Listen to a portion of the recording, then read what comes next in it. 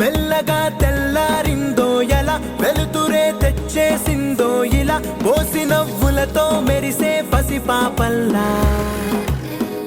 చేదతో బావులలో గలగల, చెరువులో బాతుల ఈతల కళ, చేదుగా ఉన్న వేపను నమిలే వేళ. చుట్ట పొగ మంచుల్లో, చుట్టాల పిలుపుల్లో, మాటలే కలిపేస్తూ మనసారా మమతల్ని పండించి అందించు హృదయంలా.